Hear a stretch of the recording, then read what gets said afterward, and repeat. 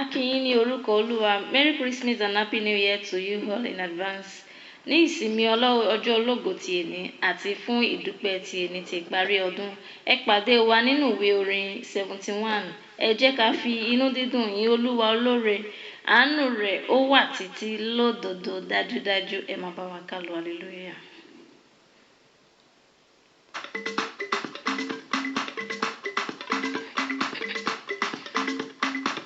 Ẹ jẹ́ ká fínú dídùn yìn Olúwa olóore.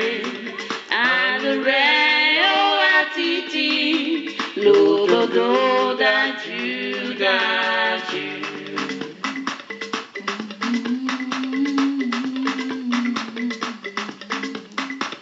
Onípa agbára rẹ̀ fi ìmọ́lẹ̀ sáyé títún.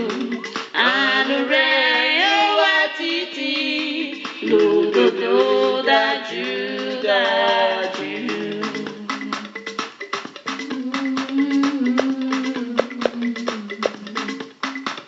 Ohun gbogbo gbẹ́dá láyé, ó ń pèsè fún àìníwọ̀. Àánú rẹ̀ yóò wà títí lódodo dájúdájú.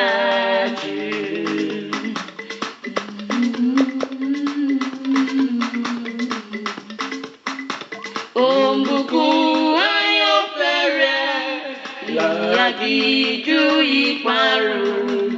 Àánú rẹ̀ yóò wà títí lódodo dájúdájú.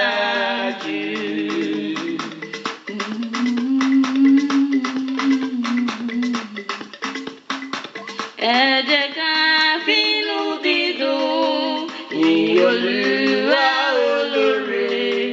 Àánú rẹ̀ ó wà títí lódodo dájúdájú.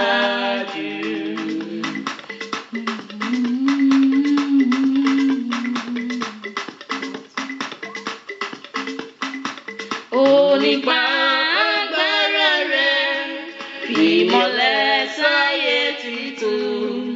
Àánú rẹ̀ ó wà títí lódodo dájúdájú.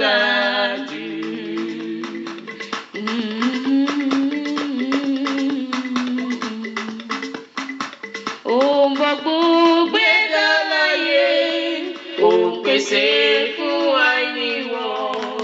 Àánú rẹ̀ yóò wà títí lódodo dájúdájú.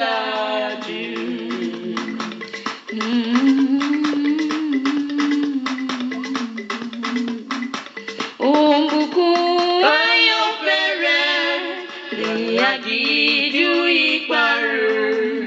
Àánú rẹ̀ yóò wà títí lódodo dájúdájú.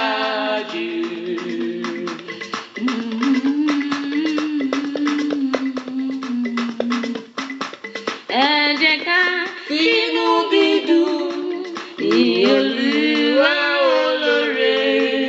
Àánú rẹ̀ yóò wà títí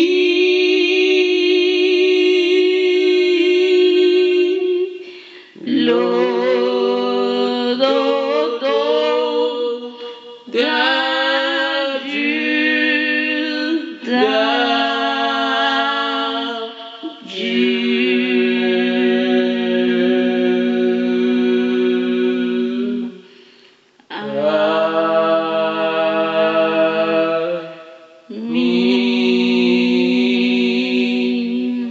Kí Olúwa kí ó bùn sí gbígbọ́ àti kíkọ orin náà. Àmín.